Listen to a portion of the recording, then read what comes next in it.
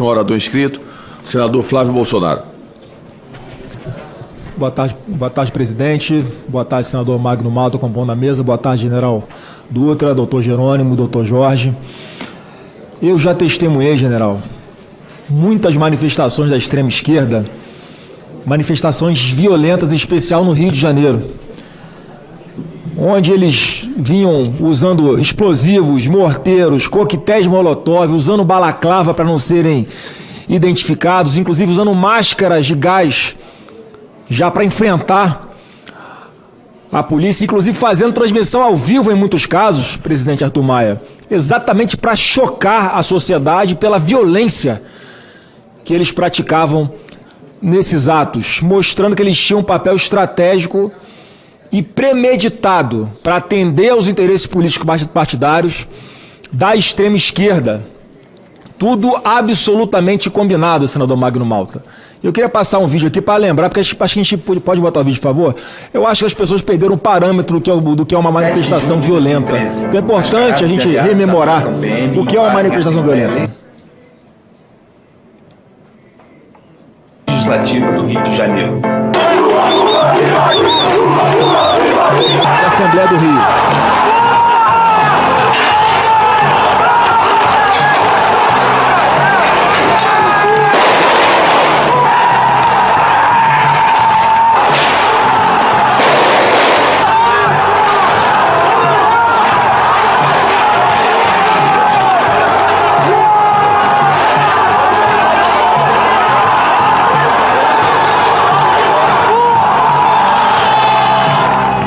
De setembro de 2013, projeto de lei que proíbe máscaras em protestos é aprovado pela LERJ. Marcelo Freixo, do PSOL, votou contra a proibição. Seu ídolo da extrema esquerda, ou democrata. Fala um pouquinho sobre Black Bloc, o que você acha, a opinião pessoal? Aí são eles, eu acho que é um movimento, assim, são vários movimentos, têm vários métodos distintos, né? Eu não sou juiz para ficar avaliando os métodos, assim, eu tenho uma militância de muitos e muitos anos, muito antes do parlamento, são mais de 25 anos de militância, e os métodos que eu acho que são mais eficientes, outros métodos que eu acho que são menos, mas eu não sou juiz para dizer que o movimento é o movimento correto ou não é. Eu acho que qualquer movimento que visa a construção de uma sociedade mais justa é válido. Os métodos representam outro debate. Tá? Valeu, obrigado. Valeu, gente. 15 de outubro de 2013, membro da executiva do PSOL publica artigo no site do partido oficial do PSOL. Tática Black Bloc. Tática Black Bloc, condenar, conviver ou se aliar.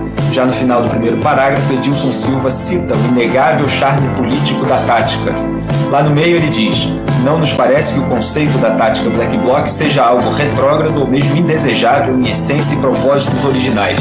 É algo progressivo, politicamente moderno, trazido pelas mãos da dialética na história. No final desse parágrafo, creio estar descartada a hipótese de não convivência com ele.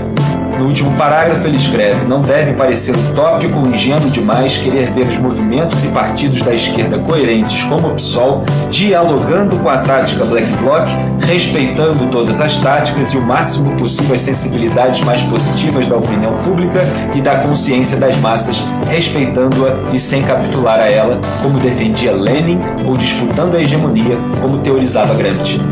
6 de fevereiro de 2014, o cinegrafista da Band, Santiago Andrade, é atingido por um rojão em ato na Central do Brasil, no Rio. Caralho.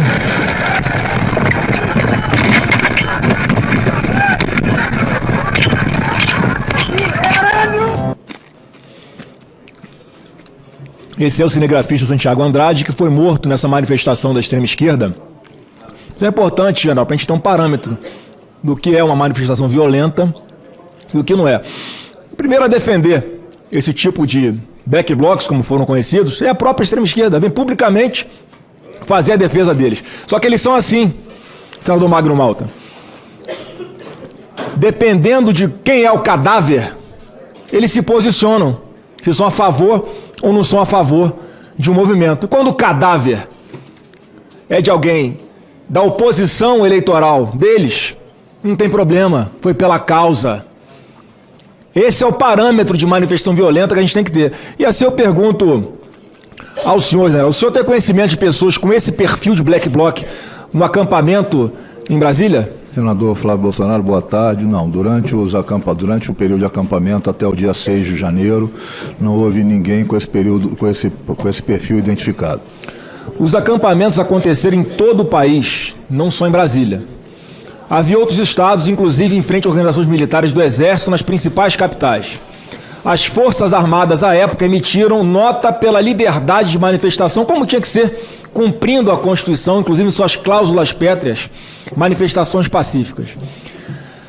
Salvo engano, general, o general Tomás Paiva era comandante de área em São Paulo.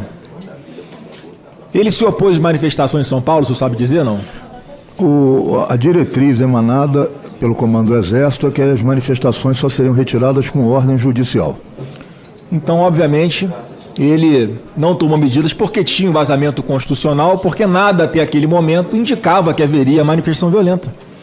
Só que hoje, o senhor está aqui na CPMI e o general Tomás Paiva é o comandante do Exército. Então, se a extrema esquerda tenta imputar ao general Paiva alguma responsabilização pelo que aconteceu aqui, por algum tipo de omissão, como é que lá em São Paulo, alguém que estava numa posição equivalente à do general Dutra aqui em Brasília é promovido a comandante do Exército e está aqui a extrema esquerda atacando o general Dutra? É uma incoerência sem tamanho. Após a posse do novo governo, dia 1º de janeiro, houve um esvaziamento do acampamento? Sim, senador. O acampamento no dia 6 estava com cerca de 200 pessoas, que eram pessoas em situação de vulnerabilidade. Perfil completamente diferente das manifestações da extrema esquerda. O comando militar do Planalto identificou a chegada de manifestantes em mais de 300 ônibus no início de janeiro, entre os dias 4 e 5 de janeiro? Não, os ônibus chegaram no dia 7 de janeiro, senador. Qual a diferença no acampamento antes e depois do dia 6 de janeiro? Isso que eu estou tentando falar desde o início. O acampamento até o dia 6 ele estava praticamente desmontado com pessoas em situação de vulnerabilidade. As pessoas que chegaram no dia 7 nos ônibus é que participaram, essas pessoas. Tanto é que no acampamento, na noite do 8 para o 9 de manhã, foram detidas para averiguação. A maior parte das pessoas são de fora de Brasília. Presidente, está mais do que claro aqui na CPMI, ela se prestou a vários bons papéis, e um dos papéis foi esse. Está muito claro que as movimentações começaram a tomar um contorno mais perigoso do dia 6 para o dia 7 de janeiro. O governo Lula, com o ministro da Justiça sabendo de absolutamente tudo, com os informes que tinha, com a inteligência de que disponibilizava, com as várias reuniões que foram feitas com os órgãos de segurança envolvidos aqui no plano escudo, na Praça dos Três Poderes. E é porque a gente não conseguiu ter acesso às câmeras da MJ, mas a informação que eu tenho é que o ministro da Justiça, no dia 8, chegou de bermuda, tênis e blusa, caminhando pelo meio dos manifestantes, como se não houvesse amanhã, como se não soubesse a gravidade do que ele já sabia que poderia acontecer há pelo menos 48 horas. Porque a diferença do Comando Militar do Planalto é que ele se preparou caso houvesse alguma coisa anormal na sua circunscrição. O MJ também.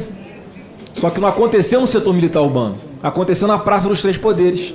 E hoje eu vi aqui a base do governo cobrando do general iniciativas que eu não vi a mesma base do governo cobrando do ministro Flávio Dino, que tinha responsabilidade nesse teatro de operações. Então, presidente, eu quero mais uma vez agradecer ao senhor pela oportunidade de nessa CPMI, a gente trazer à luz esses fatos todos, porque isso não apareceria se não fosse a CPMI. E está cada dia mais do que claro que a narrativa de tentar imputar Jair Bolsonaro alguma responsabilidade sobre isso não tem nenhum fundamento, não tem pé nem cabeça. Porque nós sempre soubemos que se houvesse atos violentos como aconteceram no dia 8 de janeiro, a culpa seria empurrada artificialmente e injustamente a Bolsonaro, só nos prejudicaria. Então como é que alguém que não está mais sentado na cadeira de presidente, já estava em outro país, outro governo aqui não tomou as responsabilidades que lhe cabiam, e o Bolsonaro incentivando isso, sendo ele o único prejudicado? Isso não tem nenhuma lógica, presidente. Então, mais uma vez, agradeço aqui a presença do general nessa CPMI. Muito obrigado, senador. Gostaria de deixar claro que as opiniões e informações apresentadas aqui são de responsabilidade exclusiva de seus autores. Como criador deste conteúdo, não me responsabilizo por consequências. Pesquise e busque orientação profissional antes de decisões significativas.